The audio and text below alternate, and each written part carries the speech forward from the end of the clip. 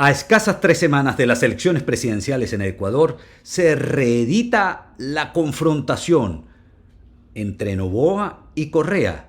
En el año 2006, hace 17 años, pasaron a segunda vuelta Álvaro Noboa, presidente del actual candidato presidencial, padre del actual candidato presidencial Daniel Noboa, y Rafael Correa, joven profesor de economía de la Universidad San Francisco de Quito, había sido ministro de Economía, de joven Boy Scout, que salió de profesor, o mejor dicho, de graduarse de economista y se fue a hacer un año entre los pueblos indígenas, un año de voluntariado. Esa confrontación hace 17 años, en el 2006, la ganó abiertamente por 14 puntos de diferencia Rafael Correa. Pero ahora estamos apenas a 21 días, 22 días, y la reedición de aquel evento está frente a nosotros. Esto es Humano en Sociedad, porque todo lo humano nos atañe.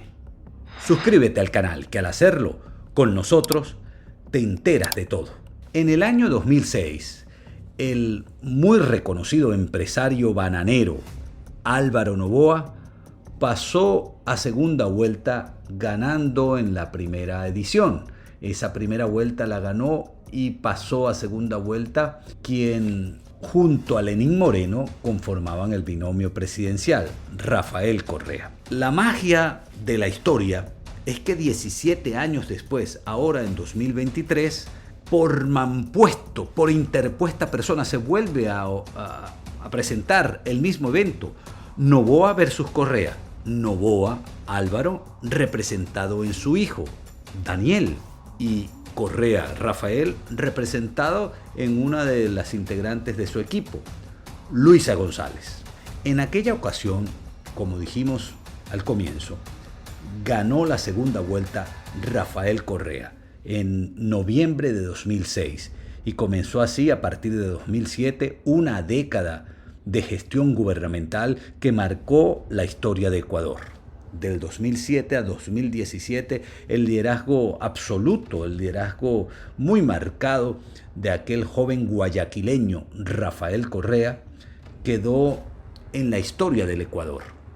Luego, para sucederle, designó a quien había sido compañero de fórmula vicepresidencial allá en el 2006. Así, en el año 2017, propuso a Lenín Moreno como su sucesor, ganando Lenín Moreno en una apretada elección a Guillermo Lasso. La historia es conocida. Lenín Moreno llegó a la presidencia y traicionó las banderas que representaba Rafael Correa y que representaba todo el movimiento Alianza País.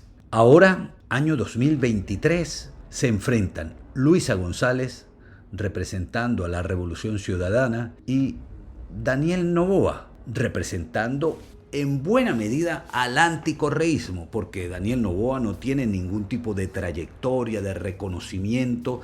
Su trayectoria es dentro de la empresa de su papá, que lo último fue director de operaciones de la empresa de logística, de la empresa bananera de su señor padre. En la asamblea estuvo desde 2021, en una trunca asamblea que no terminó su mandato por el decreto de muerte cruzada promulgado por el señor Guillermo Lasso.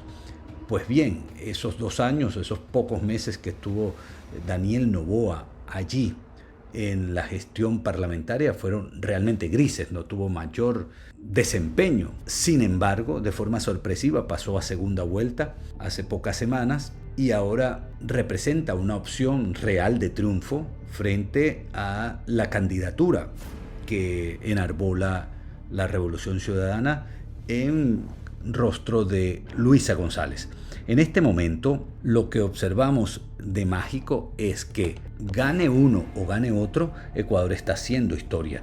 Porque si ganase Luisa González, será la primera mujer presidenta en la historia del Ecuador, primera mujer electa presidenta de la República. Si ganase el señor Noboa, sería el presidente más joven en la historia del Ecuador, más allá de la presidencia del finado doctor León. Ahora bien, si ganase Daniel Noboa, resulta muy paradójico que su padre, 5 veces candidato presidencial, en un cuarto de siglo no logró alcanzar la presidencia de la República.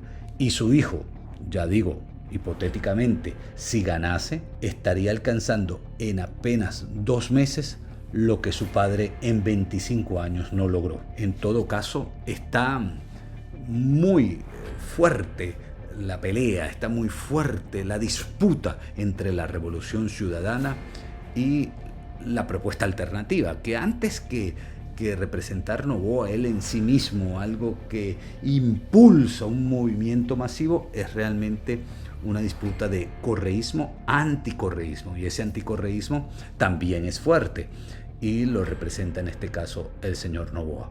En escasos días estaremos conociendo quién va a completar la gestión gubernamental que le tocaba a Guillermo Lasso y que ha sido interrumpida por lo ya conocido. Gobernará hasta 2025. Esa persona va a marcar la pauta en los próximos 15, 18 meses, sobre todo para enfrentar el grave, pero muy, muy grave flagelo de la inseguridad. Habida cuenta que la gestión del señor Guillermo Lasso ha dejado mucho que desear, pareciera que aplicó la máxima de su concentración en el tema económico, el tema tributario, pero un país no es administrar una empresa, un país significa un conjunto de capas que se interconectan, se interponen, son yuxtapuestas de intereses, procesos sociales de una inmensa complejidad. Pues bien, Ecuador inaugura un momento crucial de su historia. Ahora, en 2023, se reedita una confrontación tremenda ocurrida en el año 2006. ¿Quién será el triunfador? ¿Quién saldrá triunfante en esta ocasión? En pocos días, con sus noches incluidas, lo conoceremos.